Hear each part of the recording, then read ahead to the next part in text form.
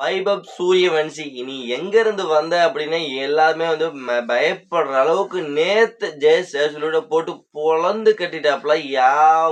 எவ்வளவு பெரிய பவுலர் இருந்தா எனக்கு கவலையே இல்லையா, நான் அடி வெளுக்க தான் போறேன்ட்டு ஒரு பவுலர் கூட விடாம எல்லாத்தையும் நேத்து அடி பொழந்து கட்டினாருன்னு சொல்லி அவனுங்க. பிளஸ் RCB 6 விக்கெட் வித்தியாசத்துல வீழ்த்திருக்காங்க.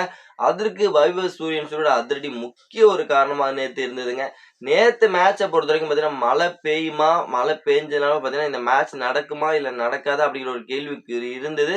அதுக்கப்புறம் இந்த மேட்ச் வந்து கொஞ்சம் நேரம் கழிச்சு ஸ்டார்ட் ஆச்சுங்க. மழை விட்டுருச்சு, கொஞ்ச நேரம் ஸ்டார்ட் ஆச்சு. அதுக்கப்புறம் டாஸ் வின் பண்ணா RR வந்து நாங்க முதல்ல வந்து பவுல் பண்றோம் அப்படி ஒரு டிசிஷனை எடுத்தாங்க. அதுக்கப்புறம் பேட்டிங் பிடிக்க ஆரம்பிச்ச வந்து RCB அணிக்கு ஆரம்பத்திலே ஒரு பெரிய அதிர்ச்சி காத்துக்கிட்டு இருந்தது.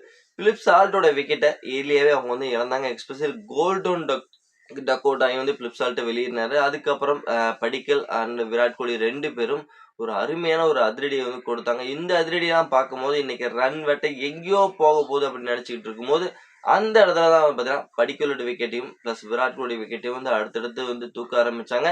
அதுக்கப்புறம் கேம் ரொம்பவே ஷட் டவுன் ஆக ஆரம்பிச்சதுன்னு சொல்லி அவனுங்க RCBயை பொறுத்த வரைக்கும் டிம் டேவிடோட விக்கெட்டும் போயிருச்சு. அப்படியே வரிசையா விக்கெட் விழுந்த வண்ணமா இருந்தது.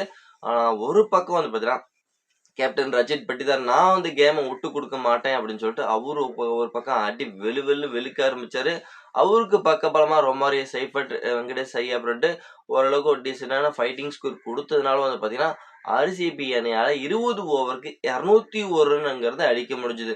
ஒரு கட்டத்தில் 150 கூட வருமானம்லாம் நினைச்சுக்கிட்டு இருக்கும்போது 200 ரன் வந்து போஸ்ட் பண்ணாங்க. பிளஸ் RCB அணியை பொறுத்த வரைக்கும் ஓகே 202 ரன் அடிச்சா வெற்றி என்ற இலக்கோட ஆட ஆரம்பிச்ச RRக்கு வந்து பார்த்தீங்கன்னா ஆரம்பத்துல இருந்தே ஒரு பெரிய அதிரடிங்கிறது கொடுத்தாங்க. பிளஸ் எஸ்பெஷலி அவங்களோட ஓப்பனிங் பேட்ஸ்மேனான வைபவ் சூரியவன்சி SS விஜயசன் சொல்லி அவனுங்க.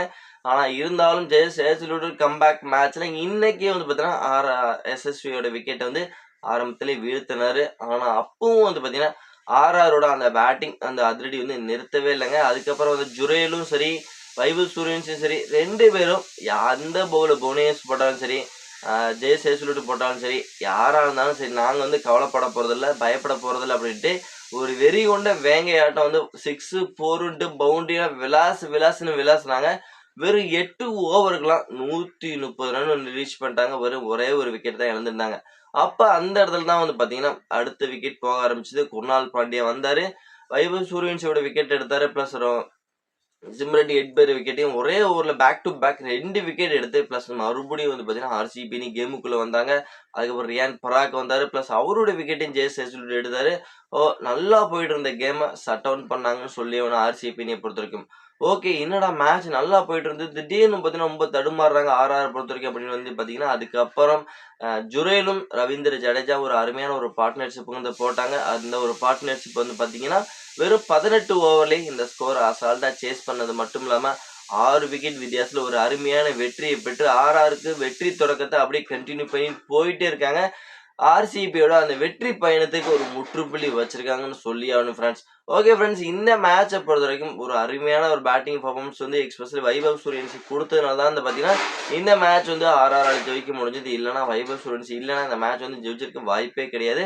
இந்த மேட்சை பற்றி நீங்கள் என்ன நினைக்கிறீங்க அப்படிங்கிறத மறக்காம நம்மளோட கமெண்ட் செக்ஷனில் பதிவு பண்ணிட்டு இந்த வீடியோ உங்களுக்கு எந்த அளவுக்கு பிடிச்சிருக்குங்கிறத லைக் பண்ணி ஷேர் பண்ணி உங்கள் சப்போர்ட்டையும் ஆதரவு ரொம்ப ரொம்ப யூஸ்ஃபுல்லாக நண்பர்களே.